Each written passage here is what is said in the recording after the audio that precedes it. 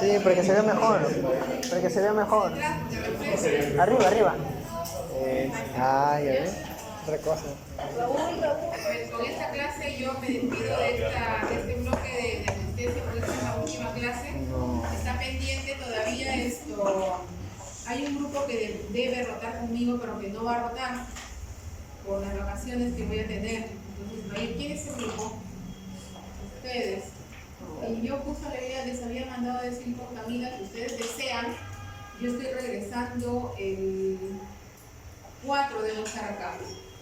Si quieren revisar algunos temas de repente que quieran revisar, que a ustedes les interese, conversen con sus compañeros que han rotado algún tema en específico que quieren revisar y hacer la práctica o la parte de intubación, lo hacemos. Cuando yo regrese, voy a estar de vacaciones, pero voy a pedir autorización para poder entrar al hospital, porque yo no puedo entrar al hospital así de vacaciones. Entonces ustedes me avisan, si tienen interés, yo me ofrezco para hacer alguna revisión con ustedes, hacer la práctica de intubación. ¿Ya? Entonces, creo que con el resto, en este bloque, todos los grupos han rotado conmigo y con el doctor Zambrano. Todos hemos revisado los tópicos de interés que hemos podido revisar.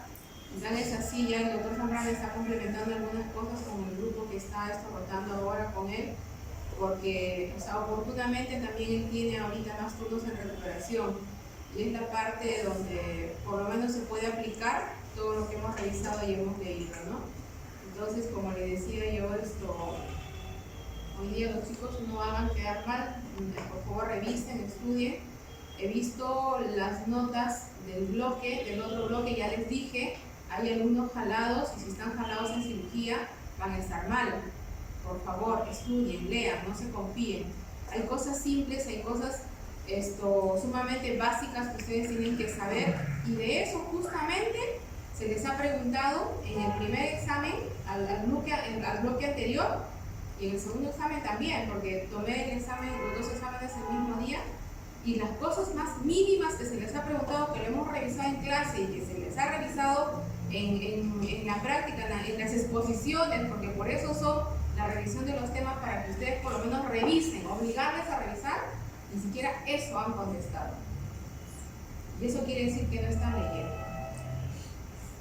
¿Ya? Y si son cosas que a ustedes les van a servir para después, si no están leyendo, lo que no aprovecharon ahora, no lo van a poder ver más adelante, por si acaso. Porque van a tener que revisar otros cursos, otros temas, otros tópicos, y esta es la única oportunidad que han tenido para revisar estos temas en el capítulo de anestesia.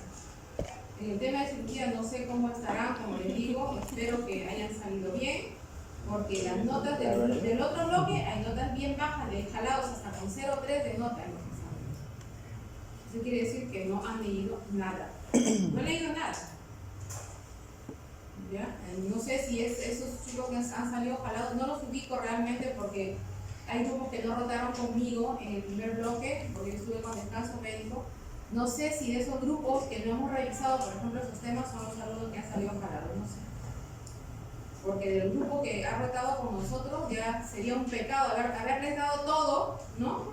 Haber revisado los temas y que no aprueben, que no sepan cosas elementales, cosas básicas que hemos tenido el interés de poder revisar con ustedes, no podemos hacer más. Como les digo, si están jalados en anestesia y están jalados en cirugía, es mal pronóstico. Y encima están jalados en infectología, peor todavía. Porque son cursos de este año, ¿no? ¿Ya? Tienen que tener cuidado, tienen que leer. Yo no he visto, lo de infectología, a Jaime le hizo sus preguntas, he revisado con él porque le digo él también estaba preocupado porque no sé, algunos de los chicos le había comentado que están mal. No sé qué grado de dificultad habrá tenido el examen, no sé, pero he revisado las preguntas con él y son preguntas realmente que han sido preguntas de que ha leído. Aunque no ha leído, necesariamente no ha contestado. Entonces, repito, la carrera de medicina es una carrera de lectura constante y no se confíen, no digan, un capítulo es de 7 días que voy a rotar por ahí, solamente reviso esto, lo que a mí me interesa y el resto se queda de lado. Miren ustedes los resultados. Me imagino que cirugía es un curso también un poco más complejo. No sé, desconozco qué tipo de examen les toman, cómo es la evaluación. Hasta el año pasado realicé un examen con los chicos y vi que el grado de dificultad era alto en los exámenes de cirugía. No sé cuál es la intención, me imagino que es hacerlo leer, hacerlo revisar. ¿Cómo? Ir de susto, ¿no? Ojalá, no creo. Solo ir de susto, nada más. Pero la intención, ¿Por qué se molestarían si siempre van al examen? claro, la intención del docente no creo que sea jalar. La intención del docente es que ustedes sean competitivos. Esa es la intención. Que superen las expectativas que nosotros tenemos en referencia a la formación de ustedes. Acá en la Universidad Nacional prácticamente es, a mí me da hasta vergüenza mencionar, es autoformación. Yo les he dicho siempre y les repito eso. No tenemos más condiciones para poderles dar más, y ahora justo le decía a un cirujano cuando fui a pedir el ambiente de cirugía para poder trabajar, lastimosamente tenemos que estar buscando, pidiendo de favor una cosa, otra cosa para poder cumplir con los objetivos con ustedes, ¿no? Y ya la otra parte queda de ustedes. Y la otra parte significa estudiar y leer. No leer o estudiar para el momento, para aprender, para aprobar un examen, sino estudiar para su carrera, para la competitividad. O sea, no es fácil. ¿Ya? Vamos a revisar el último tema de esta unidad, que es la monitorización en anestesia. Es un tema que también ya lo hemos revisado en algunos grupos, y como les digo, los alumnos que tienen oportunidad ahorita que están tratando con el doctor Zambrana, él está incidiendo también en este tema del monitoreo del paciente en la recuperación post-anestésica. Y este tema no solamente tiene que ver con el paciente en el monitoreo y la recuperación post-anestésica, que es la parte que nos toca a nosotros, los docentes de este grupo, sino la monitorización en anestesia. ¿No? El monitoreo en anestesia depende de muchos factores. El principal factor es de la infraestructura que tenga un hospital, de los recursos que tengamos para hacer un monitoreo adecuado en el paciente, y también los recursos para hacer el monitoreo, en todo caso clínico. Siempre he pensado que el diagnóstico y la evaluación de un paciente no está en función de los exámenes auxiliares solamente, ni siquiera de los equipos que tenemos o de los recursos que tenemos a la mano. La importancia de la clínica, ya sea en la evaluación de un paciente, en el preoperatorio, en el monitoreo del paciente en el intraoperatorio y en el postoperatorio, es importante. No me puedo confiar de un monitor que me dice que un paciente tiene 98% de saturación si sé que ese equipo tiene una memoria anterógrada de 30 minutos y que de repente sensola la saturación de oxígeno de un paciente hace 30 minutos y que ese paciente clínicamente está cianótico, ¿no? Está pálido y que realmente no satura 98%. Entonces la clínica es importante. Acostúmbrense ustedes a observar, a evaluar al paciente siempre. ¿Sí, no? Bueno, el objetivo principal es por lo menos identificar los factores o la variación en los diferentes signos que podemos encontrar en la monitorización del paciente. ¿Para qué? Para poder hacer un diagnóstico precoz y un tratamiento oportuno al paciente. Si yo diagnostico tempranamente en un paciente una hipovolemia por sangrado, les dije que el anestesiólogo es la persona o el profesional que está en la cabecera del paciente, pero no por estar en la cabecera del paciente, donde su campo de acción es la cara del paciente, la boca del paciente, el tubo endotraqueal en el paciente, la ventilación del paciente, va a dejar de lado lo que es la observación del campo operatorio.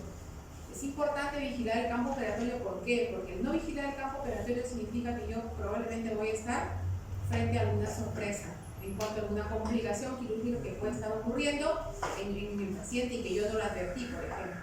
Entonces, si yo advierto tempranamente alguna complicación, yo monitorizo a ese paciente, vigilo a ese paciente, voy a poder hacer un diagnóstico precoz y un tratamiento adecuado en el paciente, y de esta manera voy a poder disminuir la morbilidad en el paciente y el riesgo de mortalidad en ese paciente. Esta es una imagen que para algunos es sumamente graciosa, ¿no? La imagen que traduce la capacidad que tiene el anestesiólogo o las actitudes que debe tener un anestesiólogo para poder estar presente en un quirófano, hacer el papel de anestesiólogo, su rol de anestesiólogo, ¿no? Una persona que tiene figurativamente 8 o 10 manos o 8 o 10 brazos para poder hacer tantas cosas a la vez, que tiene una vejiga con una capacidad de 1000 litros, porque el hecho de estar, por ejemplo, en una cirugía cardíaca con un paciente en pompa, ¿no? En circulación extracorpórea, con un paciente que no está evolucionando adecuadamente en una cirugía, eso significa que el anestesiólogo tiene que estar pegado al paciente y que son secundarias algunas actividades fisiológicas que puede tener el anestesiólogo si no hay quien lo reemplace frente al riesgo de complicación y de muerte en este paciente. Es una imagen solamente para que ustedes figurativamente conozcan cuál es la función del anestesiólogo y qué es lo que debemos hacer nosotros, por ejemplo, en anestesia cuando estamos con un paciente. O sea, yo no puedo estar dando anestesia a un paciente o vigilando la anestesia a un paciente y estar leyendo un periódico, como alguna vez sacaron un meme, esos memes benditos que publican de las diferentes especialidades, donde aparece un anestesiólogo, mira la pierna cruzada, al costado de una máquina de anestesia leyendo su periódico, y el paciente teóricamente es un ventilador mecánico. O sea, es algo que no sucede en el quirófano, pero que desgraciadamente nos vemos, no, o sea, puede suceder, ¿no? Que no debe ser, sí es cierto, no debe ser, no debe pasar, porque algunas complicaciones que han surgido justamente del abandono de la monitorización del paciente. Hay muchos profesionales que se han visto involucrados en problemas médicos legales justamente por eso. Aunque después se ha querido tratar de tapar el sol con un dedo, o sea, lo digo abiertamente porque es así, o sea, tenemos que reconocer cuáles son las deficiencias o las falencias que tenemos en referencia a algunas actitudes, ¿no? Y esto no puede suceder en anestesia, les dije. Aquí no nos podemos dar el lujo de un error en un paciente en anestesia, ya sea en el fármaco, en la administración de un fármaco, en el monitoreo del paciente o en el abandono del paciente, porque eso significaría la complicación y la muerte del paciente.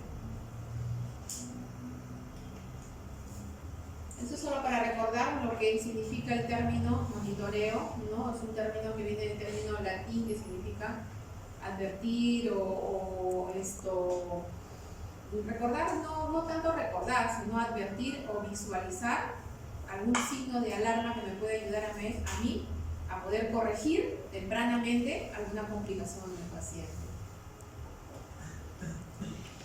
¿Cuáles son los objetivos del monitoreo tanto en anestesia como en la recuperación? Es medir, vigilar. ¿Qué vamos a medir y vigilar? Por ejemplo, en el intraoperatorio nosotros tenemos ayuda de unos monitores que tenemos ahí, muchos de ustedes los conocen, los que han podido tener oportunidad de entrar a un quirófano. De repente todos los que estamos acá, o algunos de ustedes no han podido entrar a un quirófano, no conocen un quirófano. De repente los que están rotando con nosotros ahora, por lo que no estamos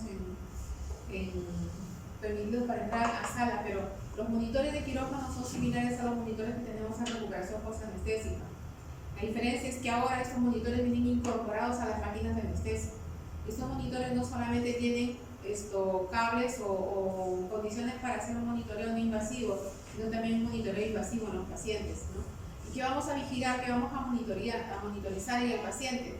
La oxigenación, la ventilación, que son dos objetivos de la monitorización, tanto en el intra como en el postoperatorio. La función cardiovascular en el paciente, vale decir la presión arterial, la frecuencia cardíaca, si hay alguna alteración a nivel del trazado electrocardiográfico en el paciente, la temperatura del paciente, que es importante, y esto va en el hecho de que nosotros descuidamos el monitoreo de esta temperatura en el intraoperatorio y tenemos a un paciente que sale hipotérmico a la recuperación, por ejemplo.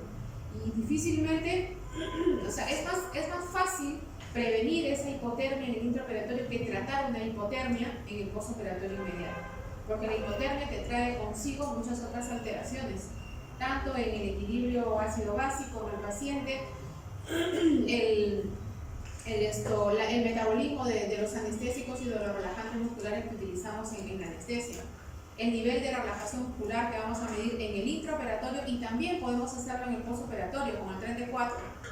Si yo necesito destetar a un paciente de la ventilación mecánica, no solamente tomo en cuenta el lag en el paciente para ver cómo está la ventilación perfusión en el paciente, no solamente tengo en cuenta el volumen tidal del paciente, sino también voy a medir el grado de relajación en ese paciente. Si ha revertido la relajación por completo, yo a través del tren de 4 voy a verificar que el paciente no tiene remanente de relajante muscular, entonces el paciente va a estar en condiciones de poder ir destetándose de ese ventilador mecánico y cambiando el modo de ventilación. Ventilación controlada, ventilación asistida, ventilación espontánea, dependiendo de cómo evolucione ese paciente en referencia al dosaje de gases, ¿no? Al AGA y a la recuperación del volumen tidal en el paciente. Y el estado de conciencia. El estado de conciencia lo medimos en el intraoperatorio a través del BIS, que es el índice biespectral a través de una cinta que se coloca en la frente del paciente, que vamos a ver más adelante, creo que hay una imagen de eso, y el BIS nos va a permitir, nos va a dar una idea del grado de profundidad anestésica en el paciente.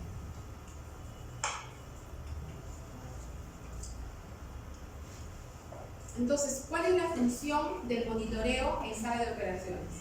Yo tengo, mi función es en el quirófano mantener las funciones vitales del paciente en cifras constantes y estables.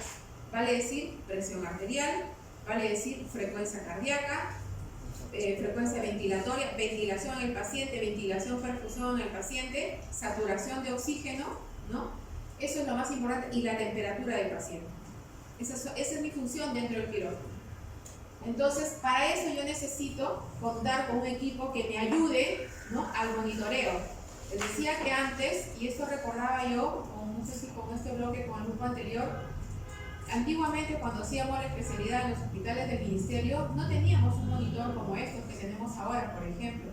Y la Seguridad Social siempre ha estado a la vanguardia, ha sido pionera en referencia a los equipos para monitoreo, para exámenes de laboratorio, para cualquier tipo de actividad que se pueda realizar en un hospital. Siempre han estado a la vanguardia. Los que hemos hecho la especialidad en un hospital del ministerio, hemos tenido muchas limitaciones en referencia al monitoreo. Por ejemplo, no teníamos un monitor como este, teníamos un oxímetro de pulso, que todavía algunos hospitales de la seguridad lo tienen, algunos han sido descartados. Teníamos un tensiómetro de mercurio, un manguito, ¿no?, para insuflar, un estetoscopio que no faltaba nunca en la máquina de anestesia, y una máquina de anestesia que no tenía ni siquiera un ventilador mecánico para ventilar al paciente, y que teníamos que bolsear al paciente con un ritmo regular de 12 a 13 ventilaciones por minuto en ese paciente. Y una vez que ese paciente ya estaba en condiciones de poder hacerlo ventilar, porque ya estaban cerrando aponeurosis, cerrando cavidad, y ya podía el paciente hacerlo ventilar para que vaya recuperando y recuperando el volumen tidal y así pueda extubar al paciente, recién lo hacía ventilar y le asistía solamente. Cada 2 o 3 respiraciones del paciente, una ventilación asistida con la bolsa reservorio. Entonces, esa es la experiencia, por ejemplo, del ministerio. Muy abismal la diferencia a cómo han trabajado los hospitales de la Seguridad Social, donde se tenían monitores. Hasta ahora existen algunos monitores viejos todavía, por ahí, que ya están en desuso. Algunos de ellos están en terapia del dolor, que nos han donado para terapia del dolor, pero ahora los monitores vienen incorporados en las máquinas de anestesia. Y algunos monitores que son para transporte, como por ejemplo el paciente de neuroquirúrgico, el paciente de cirugía cardíaca que tiene que ser trasladado a la unidad de cuidados intensivos, va acompañado ese paciente de un monitor que es para transporte específicamente, porque es un paciente crítico que tiene que ir monitorizado, ¿no?, desde todas las funciones que he mencionado anteriormente. Entonces, ¿qué se hace cuando el paciente ingresa a quirófano? Después que yo revisé la historia clínica del paciente, y yo vi si hay alguna anotación especial, alguna consideración especial en el paciente que debo tener en cuenta en la inducción anestésica, en el manejo anestésico del paciente, se procede a la monitorización.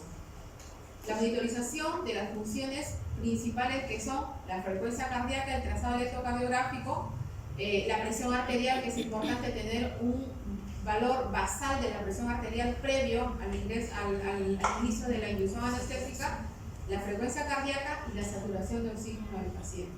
Puede ser un paciente que no tenga comorbilidad, que me sature el 98-100% con el FiO2 ambiental, o sea, 21% del FiO2, o puede ser un paciente que llegue saturando 90%, 89%, es un paciente que tiene patología restrictiva desde el punto de vista ventilatorio.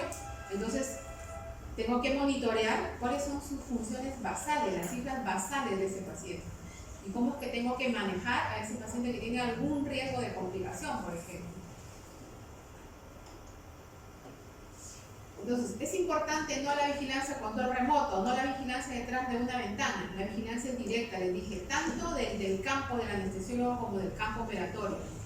Es diferente que a mí me informe la enfermera, se vaya y me informe a la sala de estar y me diga, doctor, está sangrando 100 centímetros, 200 centímetros del paciente, a que yo vea que ese paciente está sangrando, está llenando ese frasco de aspiración ya, está por 500, 600, 700 centímetros, y no solamente es agua, sino sangre en el paciente, es muy diferente. El monitoreo tiene que ser directo de todo lo que tenga que observar en ese paciente. Establecer, ¿para qué? ¿Por qué es importante? Repito, porque de acuerdo a esto yo voy a establecer criterios diagnóstico y criterios de tratamiento precoz. Y esto me va a permitir a mí mejorar algún estado del paciente que haya sido alterado por la cirugía. Es el monitor. Ya ustedes lo conocen, saben, la cifra de arriba corresponde los números en color verde, la frecuencia cardíaca del paciente, la cifra celeste, la presión arterial sistólica, diastólica y la presión arterial media del paciente, el 99 que está en rojo es la saturación de oxígeno. Este es el monitor de una máquina de anestesia. Y la curva que ven abajo ustedes, ¿qué creen ustedes que es esa meseta blanca que está ahí? El nivel de CO2. La curva, la meseta de CO2. Es la meseta de CO2 que nos va a ayudar a nosotros a determinar, ya les dije, cuando hacemos la práctica de intubación, que ese tubo está en vía aérea. Cuando no aparece esa meseta de CO2, puede deberse a dos condiciones especiales. Puede ser que ese sensor no esté funcionando, esté obstruido por agua y no funcione. Y lo otro es que es más remota la posibilidad que ese tubo no esté en vía aérea. Porque si ya yo me demoré 8 a 10 minutos, imagínense la hipoxia a la que está sometida ese paciente. O sea, esto es más remoto, tener en cuenta la curva de CO2, salvo que el paciente haya sido intubado y desaparezca esa curva de CO2, ya vamos a ver después cómo la meseta se altera con algunas condiciones especiales, se altera esa meseta de CO2 y yo puedo diagnosticar si es una obstrucción de la vía aérea, el tubo se acodó, como les dije yo, es fácil que se acode un tubo, hay obstrucción de ese tubo por presencia de moco en el tubo, de secreción, que está tapando la luz del tubo, o simplemente el paciente se extubó y la meseta, la curva se aplanó y se hizo una línea isoléctrica. ¿Ya?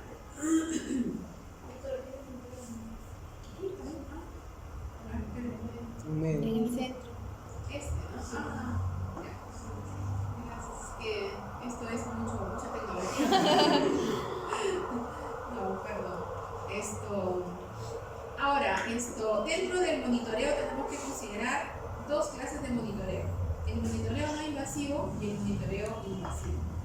¿En quiénes hacemos monitoreo invasivo? No solamente en el paciente de emergencia, en el paciente crítico, sino también en aquel paciente que es sometido a una cirugía de mucho riesgo, cirugía sangrante, por ejemplo, una cirugía cardíaca, un paciente que va a ser operado de un tumor cerebral, un paciente que va a ser operado de un clipaje de aneurisma, un paciente que va a ser operado de una lobectomía, un paciente que va a ser operado de una derivación videodigestiva, una cirugía que dura 8 a 10 horas. En ese tipo de pacientes se recurre al monitoreo invasivo, por ejemplo. Hablamos de monitoreo no invasivo cuando hablamos de la evaluación clínica del paciente. La evaluación clínica consiste en el estado de conciencia del paciente, evaluar el estado de conciencia del paciente tocar, les dije es importante observar y tocar al paciente. No solamente tocar para saber que está muerto el paciente, sino para saber cómo está la temperatura del paciente. Eso es importante. Si yo encuentro la piel fría del paciente, tengo recursos para poder mejorar la temperatura de ese paciente. De repente, si no tengo una manta térmica bajo paciente para el quirófano, voy a poder colocarle cloruros tibios, por ejemplo, alrededor del paciente, en los brazos del paciente y en las piernas del paciente para mejorar la temperatura.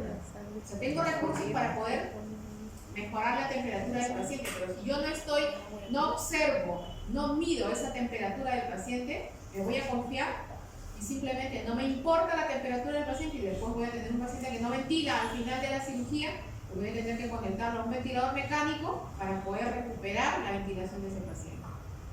Entonces, examinar la piel, si está fría, si está mal perfundida, si hay signo de cianosis, por ejemplo, en la piel. El examen pulmonar a través de la auscultación del paciente, examen de las venas, les dije es importante evaluar los accesos venosos en el paciente, la ingurgitación yugular si lo hubiera, la diuresis del paciente, cuánto está orinando ese paciente, cuánto orina, está con un flujo urinario acorde para saber si ese paciente está perfundiendo bien, si está bien hidratado el paciente, si le repuse adecuadamente el ayuno del paciente, le estoy reponiendo adecuadamente las pérdidas durante el transoperatorio. Todo eso tengo que vigilar en el paciente y eso lo puedo medir a través de la observación de esa sonda Foley que está colocada y cuánto está drenando y cuál es la característica de esa orina que está saliendo por esa sonda. Eso me va a dar una medición o una idea de cómo está la función renal en ese paciente. Y en cuanto la monitorización no invasiva es acá. Ya ha habido un error ahí. La principal función es vigilar la aparición de elementos o de signos que me indican a mí que un paciente está con signos de shock. Temperatura central, presión arterial invasiva, ¿ya? Frecuencia cardíaca, monitoreo, EKG, frecuencia respiratoria y oximetría del pulso.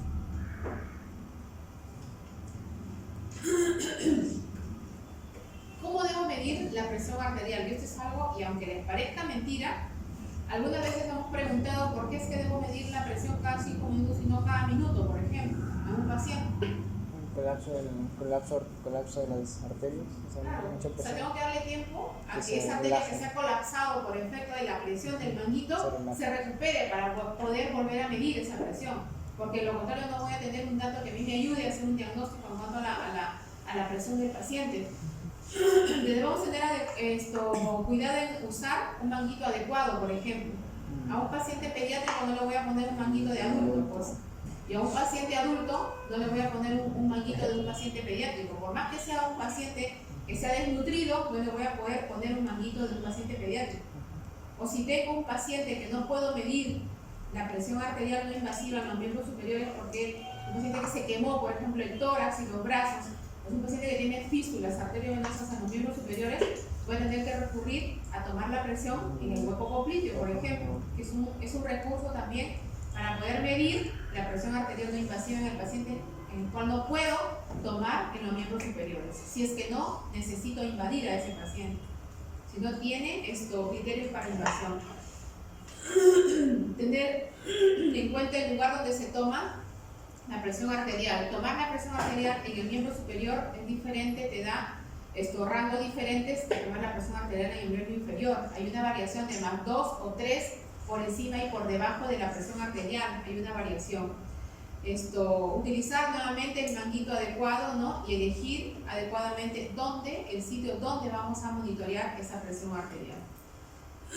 La oxigenación es algo que también me parece que hoy día escuché a la doctora Rana que le estaba explicando al grupo que está rotando con él cómo se mide la oxigenación del paciente, qué es lo que traduce la saturación de oxígeno en un paciente, ¿no?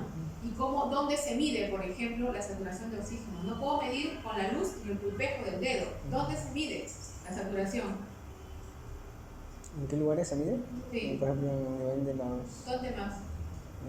pulpejos, acá, a nivel del lóbulo de la oreja. ¿Y en el dedo? En el párpado también puede ser. ¿Dónde va la luz del traductor del oxímetro? En el dedo. Sí. A la luz sale de la base hacia arriba. Pero No, ¿dónde en lo la pongo? parte del dedo. La luz en la parte de la uña. ¿No? En la uña del paciente. En la uña. La uña. Porque es así. ¿Por qué? Porque ahí es donde hay mayor irrigación de la Yo le escuché ayer que estaban revisando ustedes, ¿ah? Saturación de oxígeno. Las mandó a leer el uso raro, ¿sí? Porque se ve el llenado capilar también. Por llenado capilar.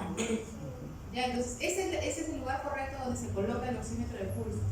Un recurso también es colocar en el pabellón auricular cuando no tenemos, o sea, hay una mala perfusión a nivel de los miembros superiores o inferiores y no tenemos recursos para poder poner o medir en los dedos de las manos o en los dedos de los pies, que también es un acceso en el cual se puede colocar un oxímetro de pulso, lo podemos hacer en el pabellón auricular, incluso en la punta de la nariz también.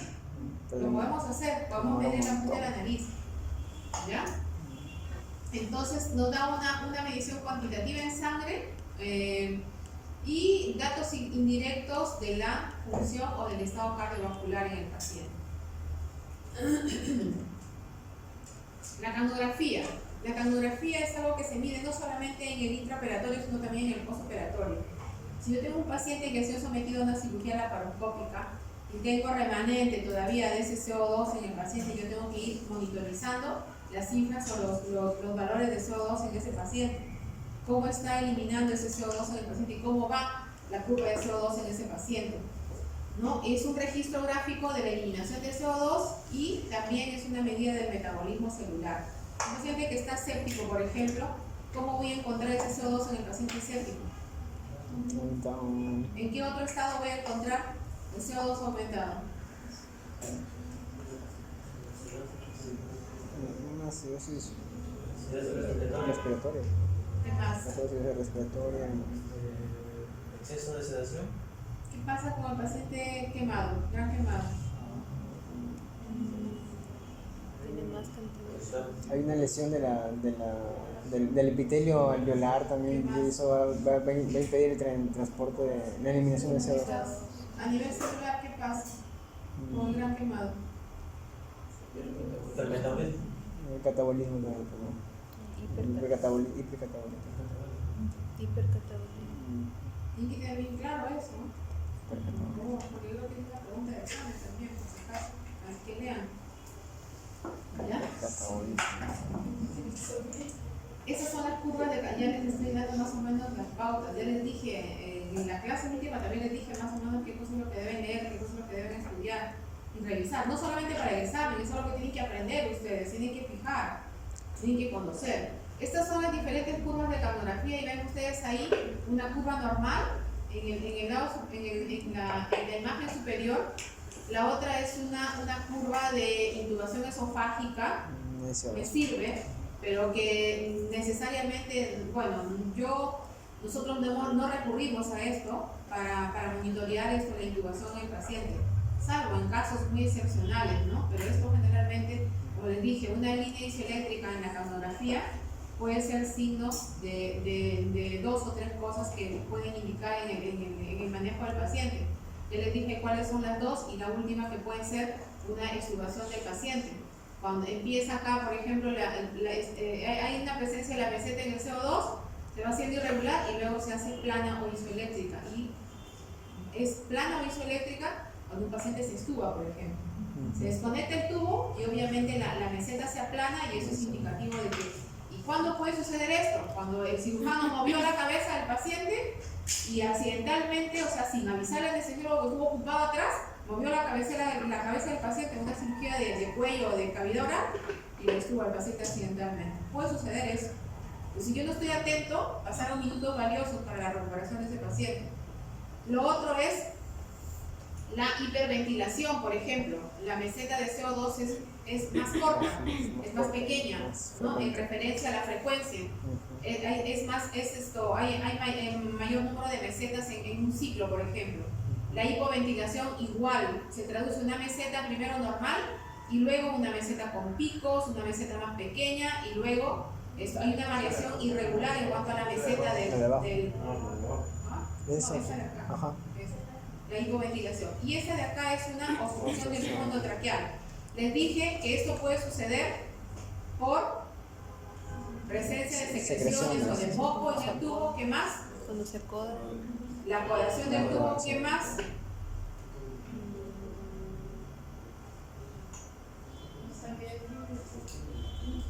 Cuando no está bien. Y lo otro, la presencia de un cuerpo extraño. Aunque les parezca curioso, hubo una vez un incidente y esto se corroboró Los dientes. con una placa de tórax. Los dientes. Esto puede ser que el diente más difícil que se meta aquí, Claro. pero sí ocurrió, por ejemplo, un anestesiólogo para la extubación de un paciente trató de colocar lidocaína a través del tubo con una jeringa y esto, en lugar de sacar la aguja de la jeringa, ¿no?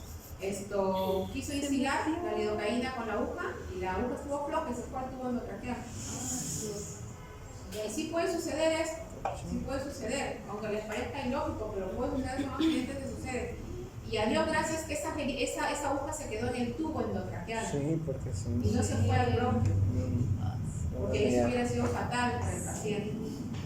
Entonces estaba en la etapa de erucción del paciente, de extubación del paciente. Cuando se dio cuenta, o sea, él se dio cuenta de inmediato que la aguja se le había caído al tubo. Entonces tuvo que sacar el tubo de inmediato. Y si era necesario reintubar al paciente, lo hubiera tenido que reintubar al paciente, pero ya no correr el riesgo de que tenga un cuerpo extraño en la vía aérea ese paciente. Ahora, el broncoespasmo también igual se traduce primero con el acortamiento de esa meseta, que es irregular también, ¿no? Y puede ocurrir también que el broncoespasmo que no cede al tratamiento, ya sea con el anestésio inhalatorio, porque puede responder al anestésio inhalatorio y con medicamentos como corticoides, algún broncodilatador, la meseta también o se vuelve isoeléctrica, se aplana la curva de CO2. ¿Ya? Lo mismo. El objetivo de la camografía en el paciente, confirmar la intubación endotraqueal o orotraqueal en el paciente, asegurar también la conexión del circuito de ventilación al paciente que esté adecuado colocadamente, valorar la ventilación-perfusión en ese paciente, si hay retención de CO2, si hay barrido de CO2 en ese paciente, qué cosa está pasando, ¿no? O el paciente está hiperventilando, ya vimos la curva, la meseta de CO2 es una meseta más frecuente, ¿no? Está hiperventilando. ¿Cuándo puede estar hiperventilando ese paciente? Cuando es un paciente que ya revirtió el efecto del relajante muscular y empieza a ventilar solo el paciente. ¿Ya? Entonces puede ocurrir eso. Cambios en la valoración de CO2 y la morfología de la camografía también es importante para determinar alguna anormalidad que puede suceder de tensión cuando, por ejemplo, estamos frente a un embolismo pulmonar. También lo podemos detectar si es que es necesario recurrir a la prueba de camografía pero la sintomatología es otra en el paciente con embolismo. Y los cambios en la producción o eliminación de CO2, la retención, vuelvo a decir, y el barrido de CO2. Esta es la curva para determinar cuál es la importancia de esta curva dependiendo de las fases en el camograma. En la fase 1, ¿no? Donde al final de la inspiración, inicio de la expiración, se ventila, ¿no? El espacio muerto aumenta la presión parcial de CO2 ambiental, se vuelve a cero, se vuelve autocero. En la fase 2 aumenta el CO2 al inicio de la expiración por la eliminación del CO2 en el espacio muerto mezclado con el CO2 alveolar. En la fase 3 esta meseta se traduce en la exhalación de este CO2 procedente de los alveolos, ¿no? Hay un ascenso lento de esta meseta hasta alcanzar una presión parcial de este CO2 máximo, que esto sucede al final de la expiración. Y en la fase 4 este PCO2 o la presión de CO2 empieza a disminuir, empieza a decrecer al iniciarse un nuevo ciclo de inspiración. Disculpe, doctora, ¿y a qué se refiere con barrido del CO2? Eliminación de CO2, cuando hay una hiperventilación, tú barres el CO2, disminuye, o sea, cae el CO2, y eso lo podemos verificar a través de un AGA. ¿Cómo está el CO2 en el paciente? Bajo. Cuando hiperventila el paciente. Claro. Ahora, el paciente puede hiperventilar por muchas causas, por múltiples causas. Por dolor, por ejemplo, hoy día escuchaba también algo que el doctor Zambrana les explicaba ahora o ayer sobre la hiperventilación en referencia ayer cuando evaluamos a la paciente de la miomectomía, ustedes estuvieron presentes, ¿no? Cuando le administramos el rescate del fentanilo, esa paciente estaba hiperventilando a la paciente, por dolor, hiperventilaba a la paciente. Entonces, ahí yo, ¿cómo puedo medir el CO2? A través de un ABA, por ejemplo, ¿no? O cuando el paciente yo inicié una ventilación mecánica en ese paciente con 14 respiraciones por minuto o 16 respiraciones por minuto y le tomo un ABA porque quiero bajar el FiO2 de ese paciente, bajar la frecuencia respiratoria y veo que ese PO2 está por encima del 100%, está por encima del 98 99% y ese CO2 está por debajo de 30, por ejemplo, 25, 30. Entonces eso es indicativo cómo debo cambiar o modificar los parámetros de esa ventilación mecánica en el paciente. Me sirve para eso. ¿Ya?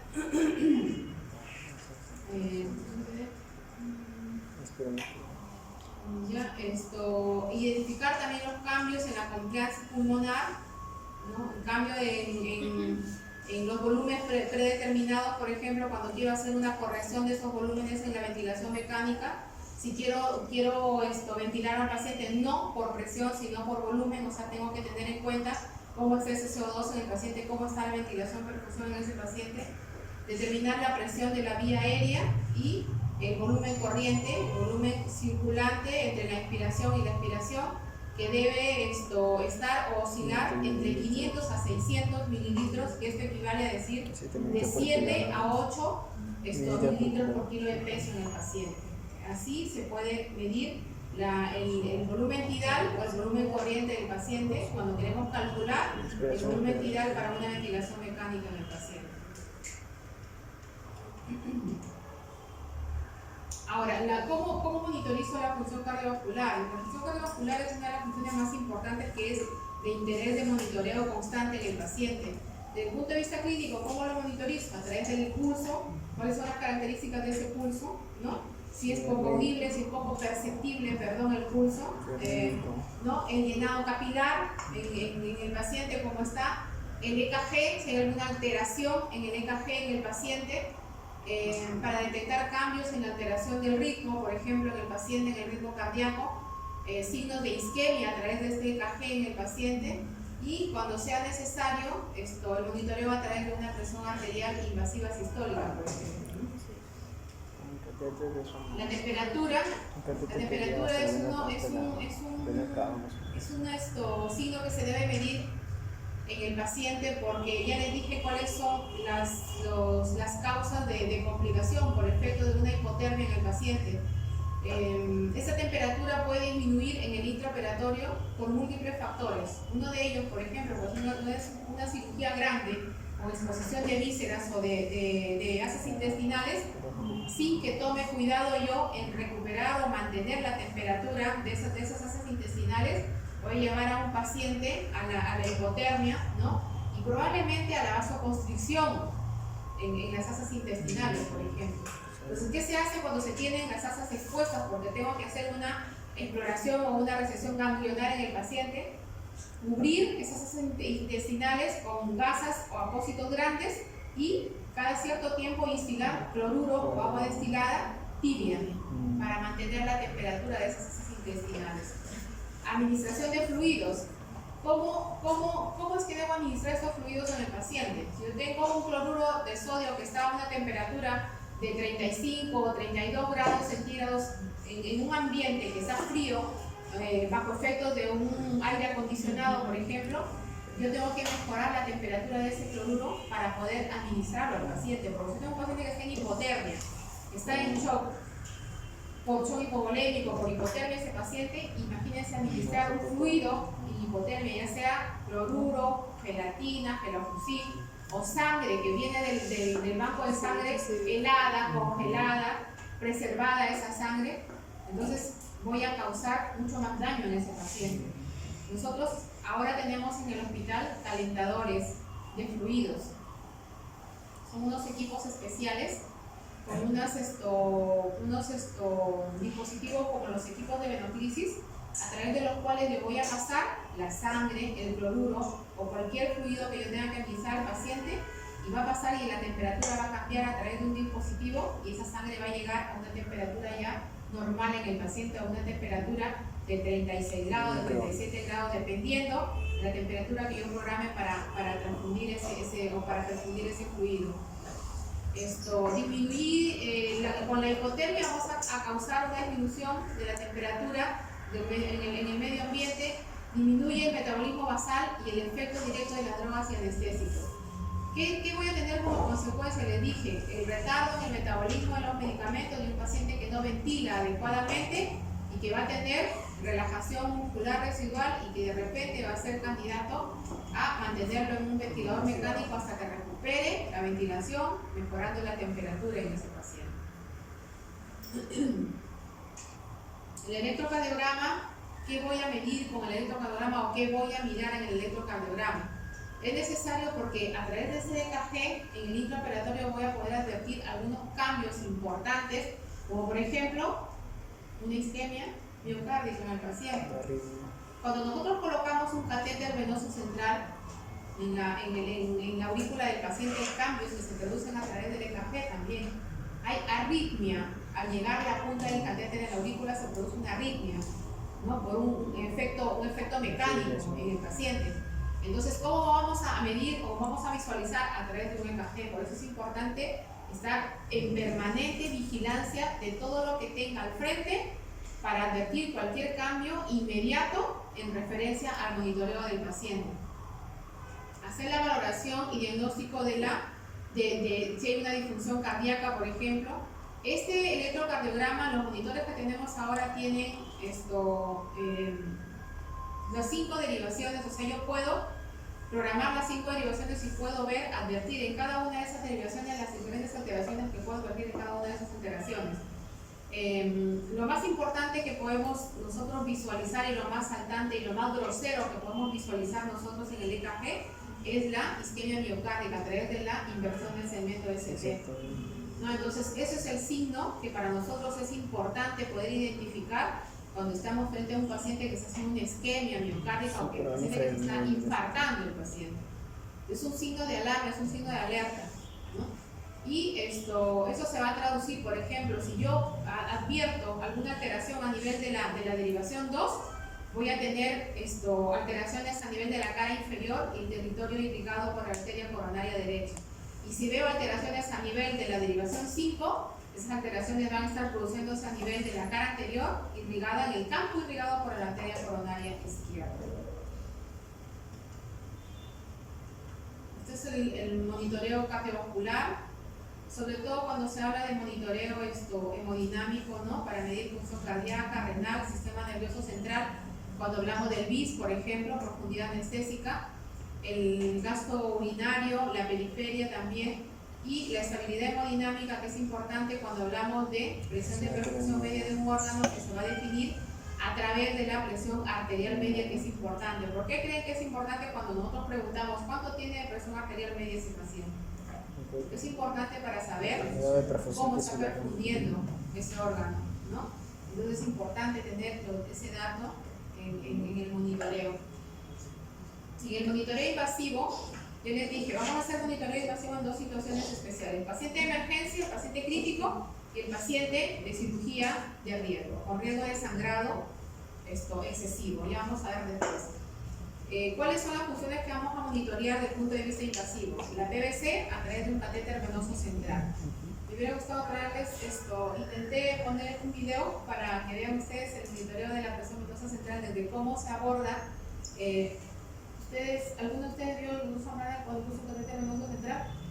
No estuvieron ustedes, ¿no? Colocó el doctor Antedeje, creo que sí, puso un catéter venoso central, ya no estaban ustedes. Entonces, la PVC va a medir la presión en la aurícula derecha, ¿no? En la vena cava superior y la aurícula derecha, y va a reflejar el balance, o sea, ¿qué va a traducir esta medición de la PVC? El balance entre el volumen intravascular y la capacitancia venosa y la función del ventrículo derecho del paciente. La PVC debe oscilar entre 1 a 7 milímetros de mercurio. En ese rango debemos mantener esa PVC del paciente para asegurar una adecuada perfusión renal en ese paciente.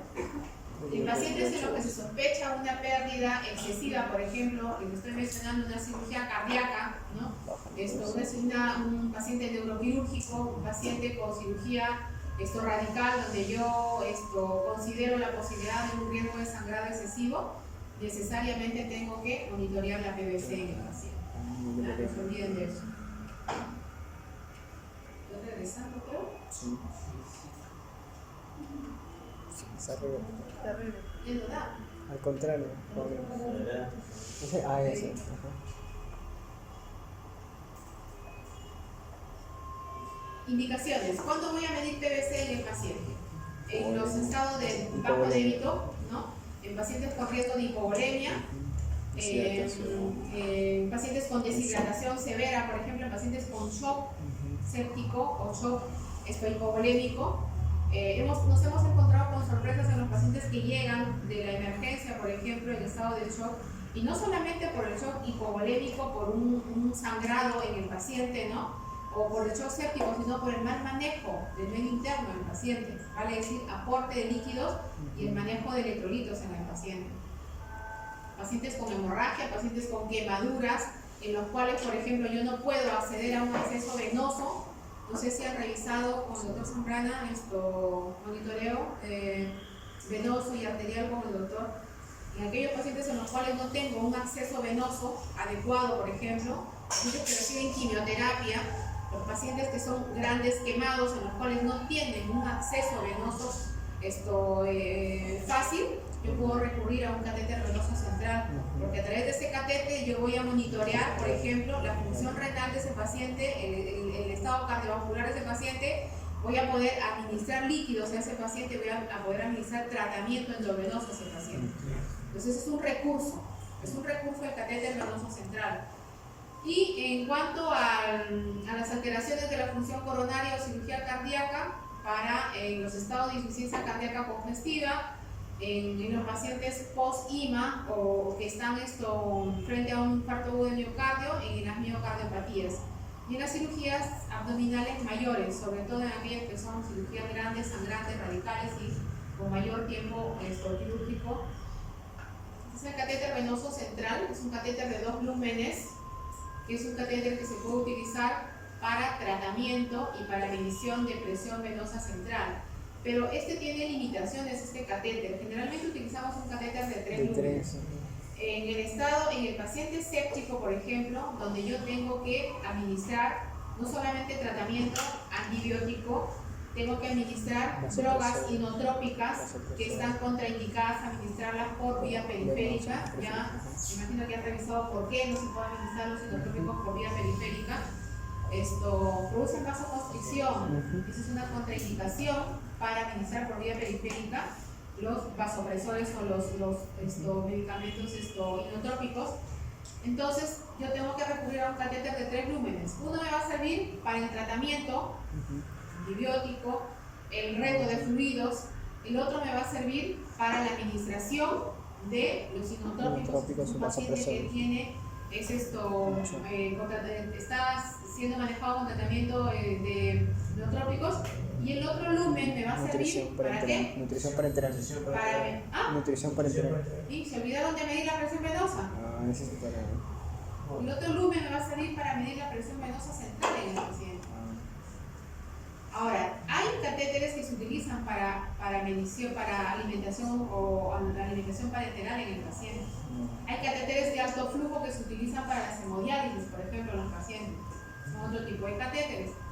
Entonces aquí estamos hablando de un catéter para monitoreo invasivo en el paciente. Voy a medir presión venosa central, voy a administrar inotrópicos a través de este catéter y voy a poder administrar tratamiento o fluido, sangre, cloruro, gelatina, lo que tenga que administrar al paciente, ¿no? Lo mismo, la PVC por sí sola no es un indicador de hipovolemia, por si acaso, ¿ya? Esta PVC puede estar normal incluso o elevada la presión venosa central del paciente con mala función ventricular izquierda. O sea, no podemos confiar de esto. Ya es un recurso sí que nos va a ayudar a hacer un diagnóstico, por ejemplo.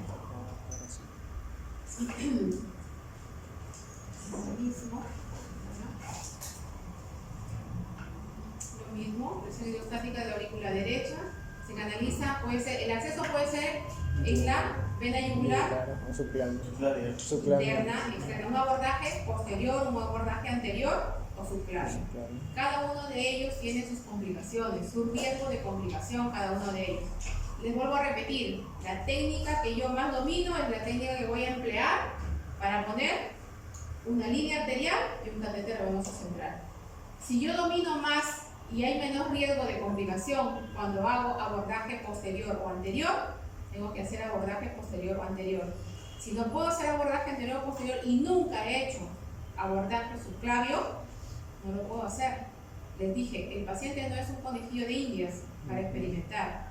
Tengo que buscar a una persona entrenada, ¿no?, en abordaje subclavio y que haga abordaje subclavio para que me pueda apoyar a hacer el abordaje subclavio. La complicación más temida del abordaje subclavio, ¿cuál es?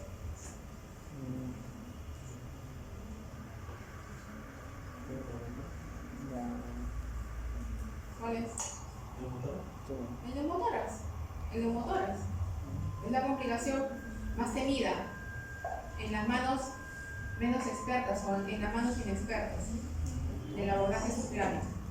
Y del abordaje yugular, anterior o posterior, ¿cuál es la complicación? Trombosis, embolia. Trombosis. ¿Cuál es? Una Los trombosis. hematomas. Ah, Los hematomas. Y esos hematomas pueden ser hasta disecantes. Ojo, hemos tenido pacientes con hematomas disecantes que han hecho efecto compresivo a nivel de la vía aérea y han sido pacientes con mucho riesgo, por ejemplo. Los hematomas pueden ser disecantes en algunos pacientes, sobre todo en aquellos que tienen trastornos de coagulación. Por eso hay que valorar siempre la colocación de un catéter venoso central en un paciente que es anticoagulado o un paciente que tiene trastorno de coagulación por el riesgo de sangrado, ¿ya? Y mientras menos intentos haga en el acceso venoso, el riesgo de complicación va a ser menor, ¿ya? Los riesgos, la trombosis, los hematomas, que pueden ser hematomas disecantes, sobre todo a nivel del cuello, el neumotórax cuando se trata del acceso de la vena subclavia, ¿no?, y las lesiones del plexo braquial que también pueden originarse, ¿ya? Miren ustedes, es un catéter que ya está colocado, está puesto, es un abordaje yugular posterior, es un posterior, ¿ya? está Igual el detrás de la esa colocación programación. del catéter. Subclávio. Todo esto se hace en condiciones de esterilidad en el paciente, con la vestimenta adecuada del médico, con guantes estériles, con una debida asepsia y antisepsia, porque hemos tenido casos de pacientes que han hecho infecciones de la zona de punción, no solamente del catéter venoso, sino también del cateterismo arterial. Hay que tener sumo cuidado en no agregar problemas o complicaciones en el paciente. ¿Ya? En cuanto a la presión arterial invasiva, es otro tipo de monitoreo en el paciente ya sea crítico o en el paciente con riesgo también de sangrado o en el paciente en el cual está indicado el uso de inotrópicos y nosotros queremos un control permanente de esa presión arterial, porque eso me va a ayudar a mí a titular la dosis de los inotrópicos, ¿no? Titular significa aumentar o ir destetando al paciente de los inotrópicos. ¿Y cómo voy a hacer ese destete de los inotrópicos o cómo voy a titular esas drogas inotrópicas? Cuando tengo una medición constante de la presión arterial, ¿ya? Cuando es importante o es necesario tomar muestra de gases, yo no puedo estar punzándole al paciente cada vez que tenga que tomar una muestra de gases. Si es un paciente complicado, crítico, y sé que voy a tener que monitorear los gases en ese paciente cada hora, cada 2 horas o cada 3 horas, para no estar pinchándole con el riesgo de trombosis en esa arteria en el paciente, coloco una línea arterial, hago un monitoreo de la arteria en ese paciente. Tener mucho cuidado con los pacientes anticoagulados, igual que para el catéter venoso central, los pacientes con coagulopatías, con circulación colateral deficiente, ¿no? Y dentro de los efectos adversos en la presión invasiva están las trombosis, que ahora se ha visto muy frecuentemente en la recuperación, y las infecciones en las zonas de punción cuando no tenemos el debido cuidado en hacerse y anticerse de la zona de punción. Las trombosis no deberían ocurrir en los pacientes. Las trombosis ocurren cuando hacemos intentos permanentes y fallidos, como dice esto. ¿Cuál es tu nombre? Manuel. Entonces estamos intentando 3, 4, 5 veces canalizar una arteria en el paciente. Estamos llevándolo a un riesgo de trombosis en ese paciente. Pues tener mucho cuidado. El acceso y el acceso más frecuente debe ser la arteria Radial.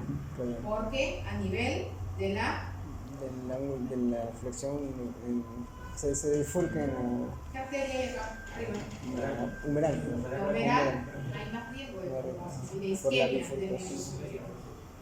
Entonces tenemos que tener mucho cuidado cuando elegimos el acceso de una línea arterial.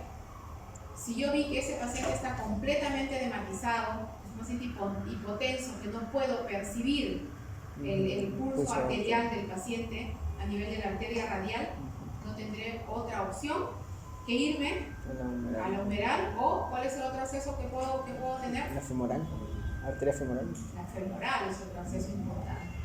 La femoral. Incluso cuando tengo que tomar muestras a un paciente en el cual no puedo acceder a nivel de los miembros superiores, puedo tomar de la arteria humeral, de la arteria femoral. ¿Ya? Monitoreo continuo, ¿no? Que te permite obtener muestras constantes de sangre arterial sin recurrir a múltiples funciones, repito.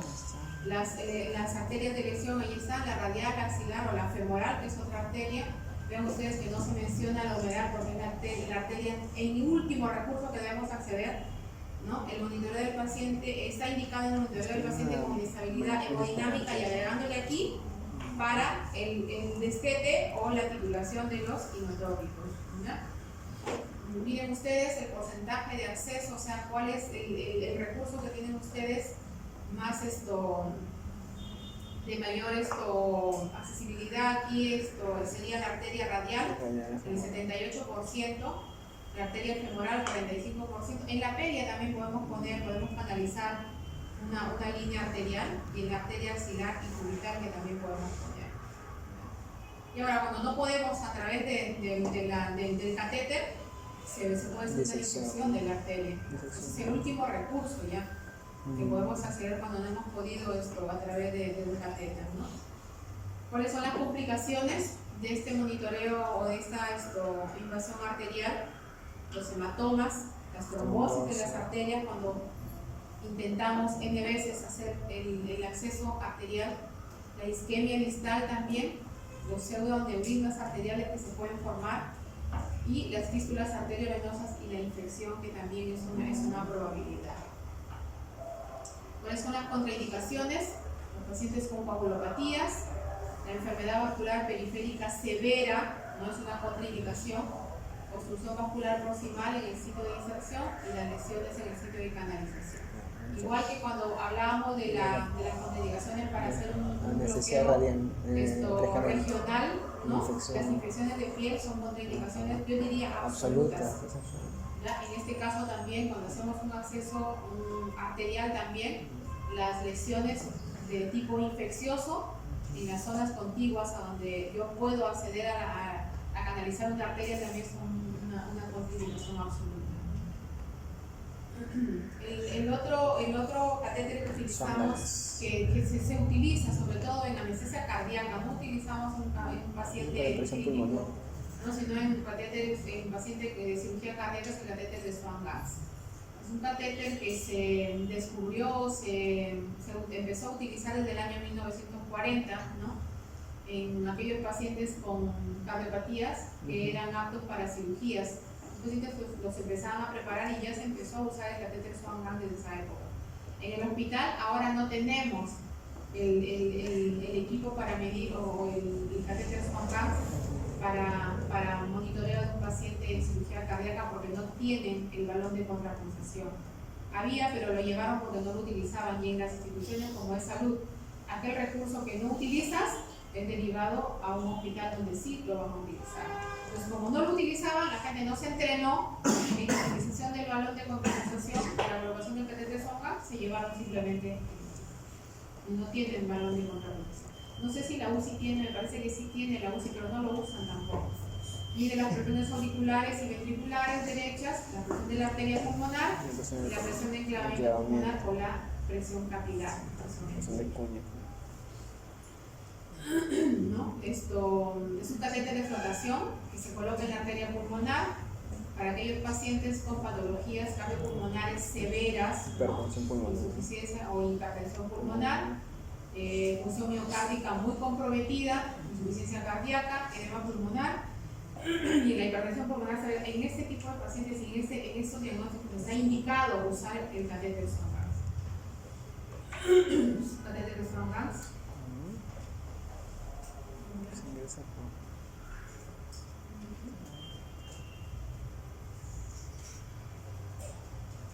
Un motor así de lado.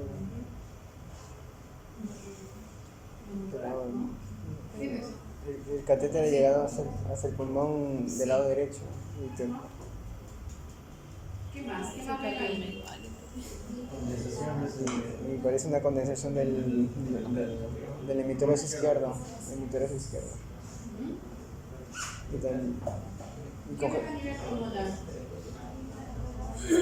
Colapso del pulmón izquierdo. ¿Por qué? ¿Por qué se hace arriba el pulmón?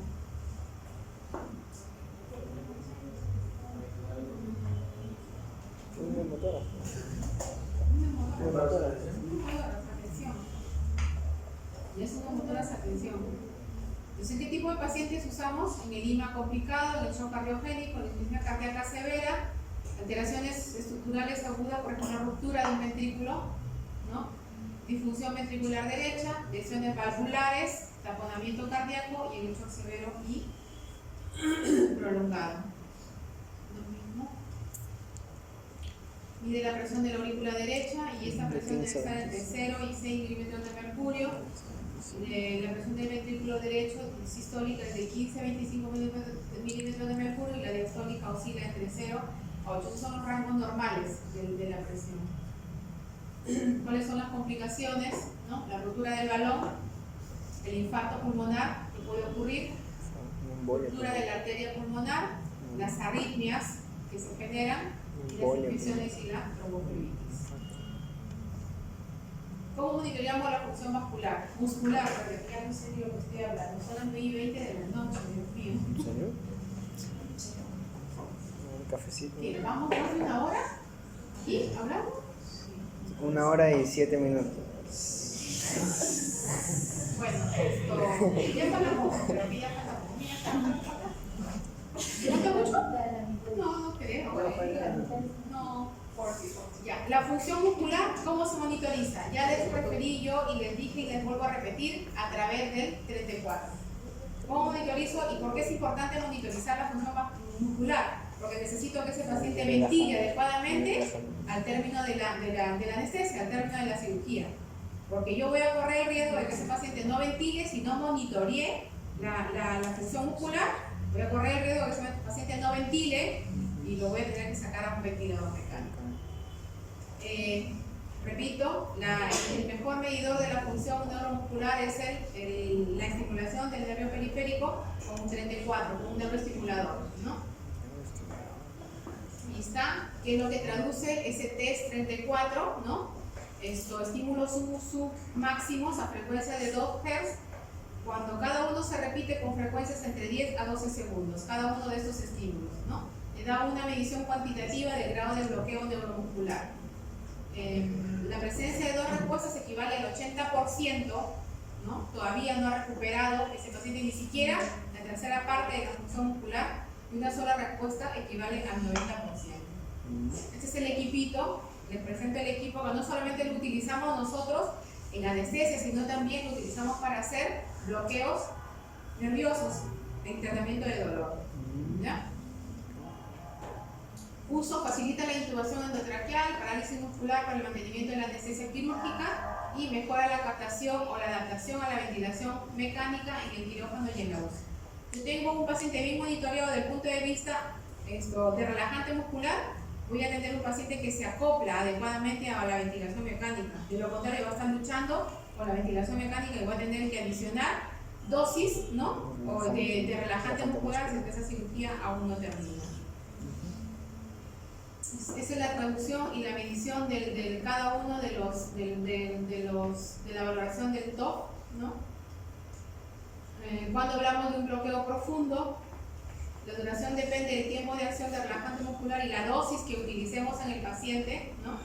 No debería realizarse reversión farmacológica del bloqueo en este bloqueo profundo. En la fase profunda del bloqueo dice que está indicado cuando ya el paciente empieza a recuperar por lo menos casi el 80% de la función muscular. Yo ya tengo que utilizar un revertor de ese relajante muscular para asegurar una adecuada ventilación en el paciente. ¿Qué otra función voy a monitorear en el intraoperatorio de la función renal? Es importante a través de esa función renal saber cómo está filtrando ese riñón, si es que está filtrando adecuadamente y si es que está en riesgo ese paciente de hacer una insuficiencia renal aguda si es que no filtra adecuadamente, ¿no? Cuando la diuresis disminuye por debajo de 0,5 mililitros por kilogramo por hora, puede haber hasta 3 factores. Primero, deshidratación, hipovolemia, deshidratación, 1, 2, deshidratación. ¿Qué más? Infarto renal. El ligadura de los juguetes. Es otro factor. Cuando se trata de una cirugía ginecológica, por ejemplo. Una paciente que no orina, ya salió de la recuperación, está 6-8 horas que no orina la paciente. Le he forzado con diuréticos. Primero le he retado con volumen, le he forzado con diuréticos. Si no orina, la primera posibilidad en ella, que es una cirugía ginecológica, es que se hayan ligado los juguetes en la paciente. En lugar de ligar los ligamentos redosos, se han ligado los juguetes. Puede suceder, es una explicación. Una paciente sí que tiene hidronefrosis bilateral. La diuresis es importante porque es un indicador de transfusión de órganos. A través de eso voy a poder diagnosticar una hemólisis también en el paciente con el color de la orina, una mioglobinuria que puede estar frente a la distribución, ¿no? Una hemoglobinuria posterior a transfusión de sangre no compatible, por ejemplo, y en los pacientes politraumatizados y hipovolemia o shock, que podemos estar frente a un cuadro de insuficiencia renal aguda, ¿no? Se dice que el 1% de los pacientes sometidos a cirugía no cardíaca pueden hacer insuficiencia renal aguda. ¿Ya? Justamente por un mal manejo del medio interno.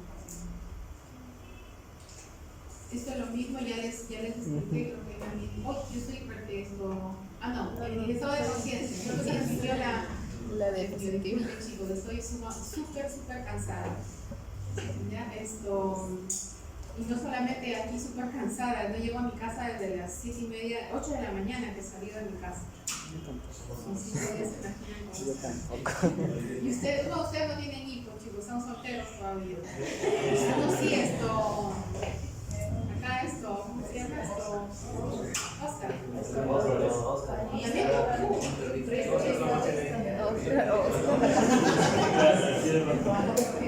ya me entenderán entonces ustedes. Cuando los hijos están chicos todavía le reclaman a uno. Y les digo, les juro, de verdad les juro a ustedes que son papás, que en ese momento nosotros de repente no valoramos esas cosas, pero les recomiendo que aprovechen al máximo el tiempo que tengan libre con sus hijos, porque después los hijos les pasan la factura. Les pasan la factura. De una u otra forma les pasan la factura. Y realmente es muy triste cuando a uno de los hijos le pasan la factura porque te reclaman de todo.